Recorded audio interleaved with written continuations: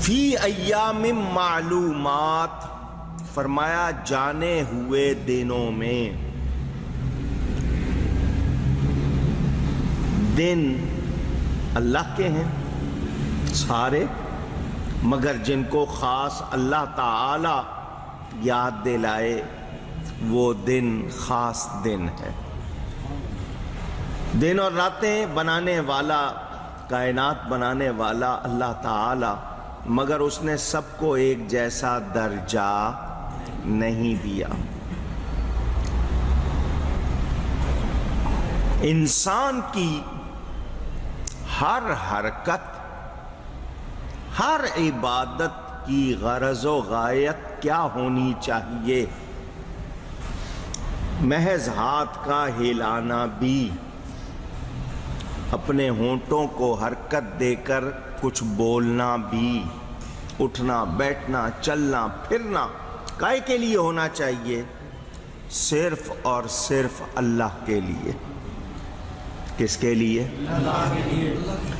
صوفیاء کرام جو دین کو اچھی طرح سمجھاتے ہیں، ان کا کہنا تو یہ ہے کہ ایک سانس بھی غفلت میں نہیں گزرنا چاہیے۔ چنانچہ کیا کہتے ہیں وہ، جو دم غافل سو دم کافر، منو مرشد اے ہو پڑھایا ہو۔ دم سانس کو کہتے ہیں کہ اگر ایک سانس بھی غفلت میں گزرا ہے تو وہ کہتے ہیں کہ وہ بھی صحیح نہیں گزرا۔ میری مرشد کی یہی تعلیم ہے کہ سانس اندر جائے تو اللہ، باہر نکلے تو ہو۔ ایک سانس بھی بے توجہی غفلت میں نہیں گزرنا چاہیے۔ ہم صبح سے شام تک اور شام سے اگلی صبح تک کیا کچھ کرتے ہیں؟ کیا واقعی ہمارا حال ایسا ہی ہے؟ تو اگر غفلت ہے تو مسجد میں آنے کے بعد، اللہ کے گھر میں آنے کے بعد اور خاص دنوں میں تو بہت زیادہ خیال کرنا چاہیے۔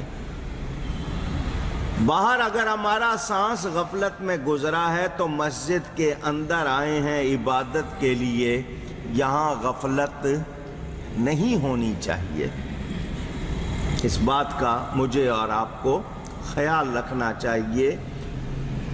ذکر الہی کو حج کی عبادت کی غایت یعنی ضرورت بنانے میں کیا اشارہ ہے کہ انسان کی ہر عبادت کی غرض و غایت اللہ کی ذات ہو، اس کا حج دکھاوے کے لیے نہ ہو، حاجی کہلانے کے لیے نہ ہو۔ وہ مکہ مکرمہ جا کر مناسک ادا کر رہا ہے تو اس لیے نہیں کہ لوگ اس کو دیکھیں اور شاباش دیں، وہ اس لیے کرے کہ میرا رب راضی ہو جائے۔ اب اس کو میں دوبارہ وہ بات پھر ایک مرتبہ دوہرا کر سمجھاتا ہوں، شاید آسان ہو جائے سمجھنا۔ حضرت سیدتنا رابعہ بصریہ رضی اللہ تعالی عنہ ولیہ ہیں، مشہور ہیں، لوگ جانتے ہیں۔ کسی نے دیکھا کہ ان کے ایک ہاتھ میں مشعل تھی، آگ تھی، دوسرے ہاتھ میں پانی کا بھرا ہوا لوٹا، تیزی سے جا رہی تھی، جس کو آپ تھوڑا سا دوڑنا کہتے ہیں۔ دیکھنے والے نے کہا اماں جان تیزی سے جا رہی ہیں، ایک ہاتھ میں آگ ہے ایک میں پانی ہے، یہ کیا ہے؟ فرمایا جنت کو آگ لگانے جا رہی ہوں، دوزخ کو بجھانے جا رہی ہوں۔ پانی اس لیے کہ دوزخ کو بجھا دوں، آگ اس لیے کہ جنت کو لگا دوں۔ اور دیکھنے والے نے کہا اماں جان ہم گھلے جا رہے ہیں فکر میں کہ ہمیں اللہ تعالیٰ معاف کر دے، ہمیں جنت مل جائے، دوزخ سے بچ جائیں۔ آپ دونوں کو ہی ختم کر دیں، یہ کیا بات ہے؟ تو انہوں نے ایسا کرنا نہیں تھا، بات سمجھانی تھی۔ انہوں نے کہا میں اسی لیے ہی تو کہہ رہی ہوں کہ میں جنت کو آگ لگا دوں اور دوزخ کو بجھا دوں۔ کیوں؟ کہ کوئی اس لیے نماز پڑھتا ہے کہ جنت میں چلا جائے، کوئی اس لیے روزہ رکھتا ہے جنت میں چلا جائے، نیکی اس لیے کرتا ہے کہ جنت مل جائے، برائی سے بچتا ہے دوزخ سے بچ جائے۔ میں چاہتی ہوں یہ دونوں ختم ہو جائیں تاکہ جو عبادت کرے صرف اللہ کے لیے کرے۔ اللہ راضی ہوگا تو جنت دے گا، دوزخ سے بچائے گا۔ بات سمجھ میں آ رہی ہے؟ تو یہ سمجھنا کہ ہماری عبادت کس کے لیے ہونی چاہیے، کیسی ہونی چاہیے، ہمیں جاننا چاہیے، سمجھنا چاہیے۔ ہمارا مقصد کسی کا کوئی ہوگا کہ میں نفل پڑھ لوں میرا کام ہو جائے، میں فلاں کام کر لوں تاکہ میرے ساتھ یہ ہو جائے، تو ہم تو کوئی سوداگری والا معاملہ کرتے نظر آتے ہیں۔ اسی لیے سمجھانے والوں نے کہا سوداگری نہیں، یہ عبادت خدا کی ہے۔ اے بے سمجھ جزا کی تمنا بھی چھوڑ دے۔ لیکن میں یہ نہیں کہوں گا کہ آپ ثواب کا لالچ نہ رکھیں، جنت کی خواہش نہ رکھیں، دوزخ سے بچنے کی فکر نہ رکھیں، یہ نہیں کہہ رہا، لیکن کہہ کیا رہا ہوں عبادت خالص اللہ کے لیے کریں، اس کی رضا کے لیے کریں۔ ہم منہ سے کلمات اچھے نکالتے ہیں، سبحان اللہ، ماشاء اللہ، الحمدللہ، مگر وہ بھی شاید دوسرے کو خوش کرنے کے لیے کہتے ہیں، رب تعالیٰ کے لیے نہیں کہتے۔ تو آپ کو یہ سمجھنا ہوگا کہ انسان کی ہر عبادت کی غرض کیا ہو؟ رب تعالیٰ کی ذات، رب تعالیٰ کی اونچی۔ اب میں قرآن کی ایک آیت کے الفاظ پڑھتا ہوں، کل شیء ہالک الا وجہہ، ہر شے ہلاک ہونے والی ہے، ہر شے۔ ایک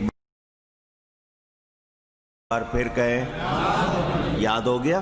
ہر شے الا، مگر رب کی رضا ختم نہیں ہوگی، اس کی ذات ختم، تو رب کی رضا کے لیے کریں، کیونکہ باقی سب نے تو ہلاک ہو جانا ہے، باقی ہر شے نے ہلاک ہو جانا ہے۔ اب یہاں دوسرا مسئلہ بھی سمجھ لیں، اللہ کے حبیب کو راضی کرنا بھی یہ رب کو راضی کرنا ہے، اللہ کے پیاروں کو خوش کرنا یہ بھی اونچی، اللہ کو خوش کرنا ہے۔ میں اور آسان کر کے سمجھا دوں، کوئی آئے آپ کے بیوی بچوں کو، ماں باپ کو، بہن بھائیوں کو دعا دے، آپ کو اچھا لگتا ہے یا برا لگتا ہے؟ سب نے کہا اچھا لگتا ہے۔ تیرے گھر بار کی خیر آپ کو اچھا لگتا ہے یا نہیں لگتا ہے؟ اللہ تعالی رشتے ناتوں سے، ان تمام چیزوں سے پاک ہے۔ تو اگر کوئی اللہ کے پیاروں کی خیر مانگے گا، رب کو اچھا لگے گا یا نہیں لگے گا؟ تو جس کی خاطر رب نے کائنات بنائی ہے، اس حبیب کی تعریف کریں تو رب کو اچھا لگے گا، اور نبی کی تعریف کرنا، نبی کو خوش کرنا، یہ رب تعالیٰ کو خوش کرنا ہے۔ یہ میں نے اس لیے اللہ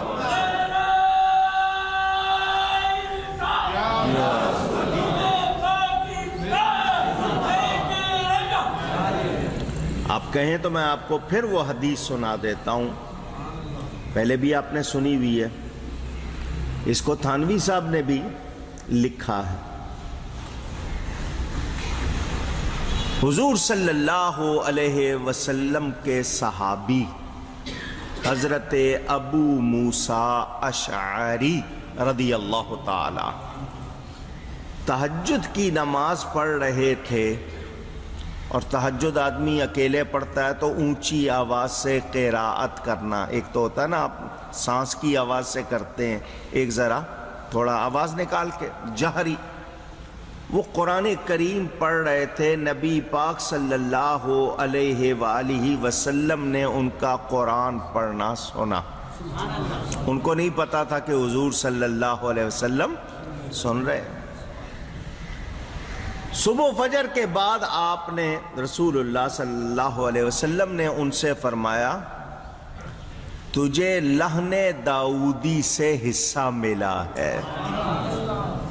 اللہ تعالیٰ نے حضرت داؤد علیہ السلام کو جو خوش الہانی عطا فرمائی تھی اس میں سے تجھے حصہ ملا ہے. تو بہت اچھی آواز ہے، بہت اچھا پڑھتا ہے.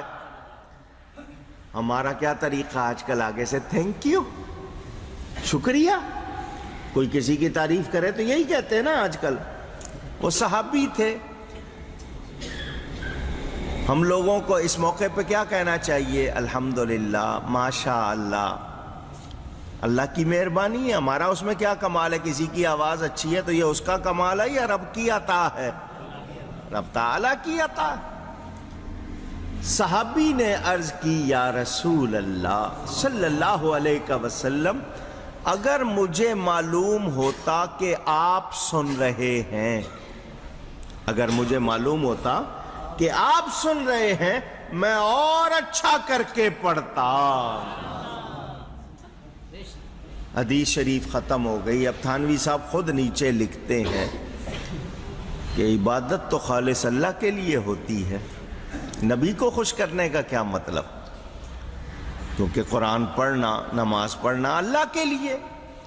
تو نماز میں جو قرآن پڑھا جا رہا ہے وہ کسی اور کے لیے نہیں، وہ بھی رب تعالیٰ کے لیے پڑھا جا رہا ہے. اور صحابی کہہ رہے ہیں مجھے پتا ہوتا کہ آپ سن رہے ہیں میں اور سنوار کے پڑھتا تاکہ آپ زیادہ خوش ہوں. تو نبی کو خوش کرنے کا کیا مطلب؟ تو خود تانوی صاحب بھی لکھنے پہ مجبور کہ نبی کو خوش کرنا رب کو خوش کرنا ہے. بات سمجھ میں آئی؟ تو میں نے اس لیے یہ کہا کہ انسان کی ہر عبادت کی غرض و غایت کیا ہونی چاہیے؟ اللہ کی ذات، رب راضی ہو جائے. ہمارے صوفیاء کرام یہاں یہ بھی فرماتے ہیں بہت سے لوگ درود شریف پڑھتے ہیں کہ زیارت ہو جائے. زیارت کی نیت سے وہ کہتے ہیں اللہ کی رضا کے لیے، کیونکہ اللہ کو بہت پسند ہے، نبی پاک کو پسند ہے، ان کی رضا کے لیے پڑھو، وہ خود زیارت کرا دیں گے. مگر میں کوئی تسبیح پڑھ رہا ہے تو وہ اپنے مطلب کے لیے، اپنے اس کام کے لیے، کام بھی ہو جائیں گے مگر اصلی غایت، ضرورت، بنیاد کیا ہونی چاہیے؟